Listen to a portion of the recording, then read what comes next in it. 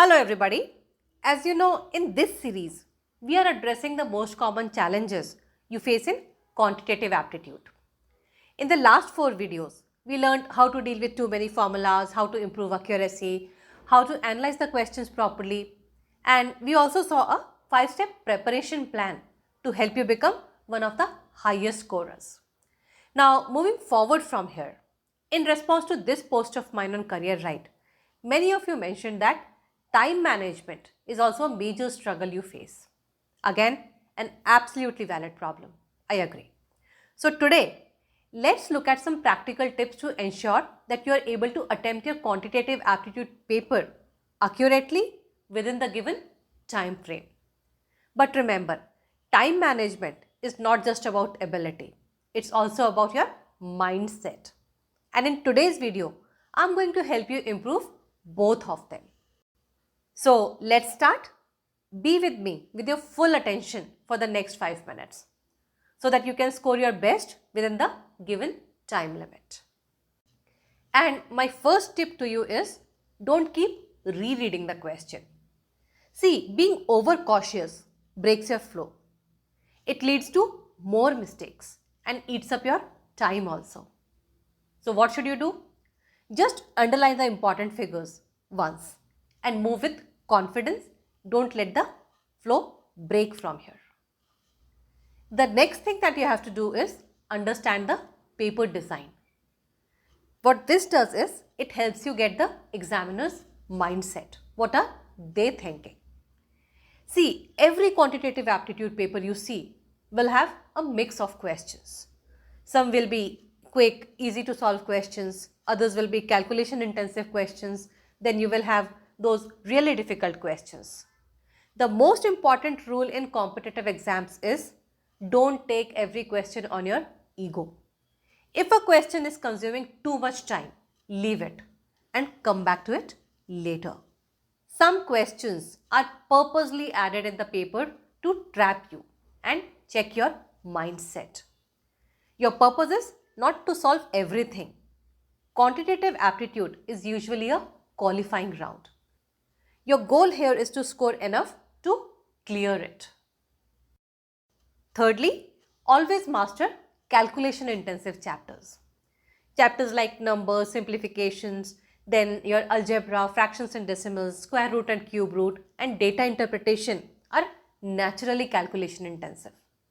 If you don't take time practice tests, even simple questions from these chapters will start feeling difficult.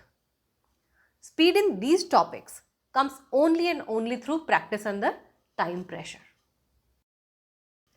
A very important thing that all the successful and high scoring students implement is they make intelligent guesses. I remember in the accuracy video, I told you that guess only and only if you are able to eliminate at least 2 options safely. But at the same time, I have to tell you that I am not against intelligent and calculated guessing. Many times, eliminating the options is a faster and smarter strategy than solving the entire question.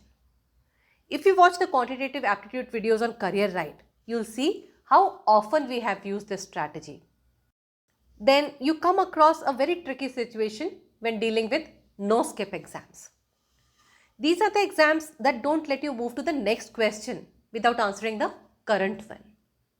These exams are specially designed to trap emotional students.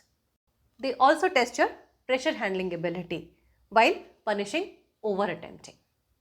So don't think, wait, I know this concept, let me try a bit more.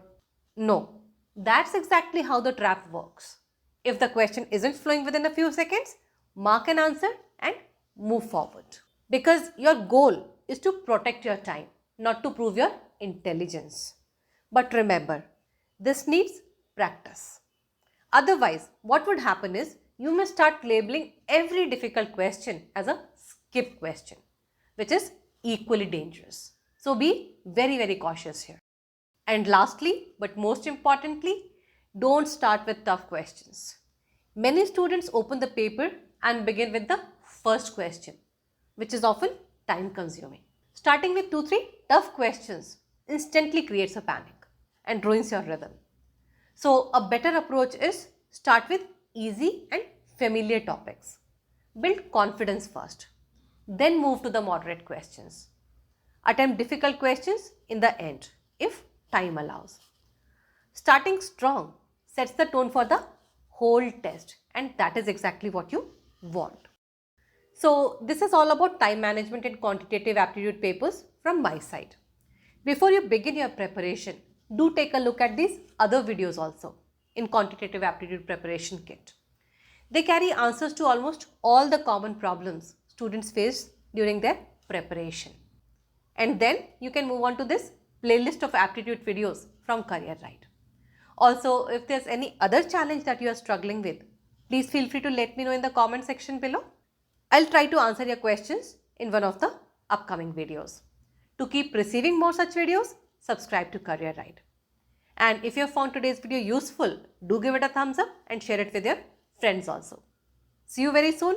Till then, take care and bye-bye.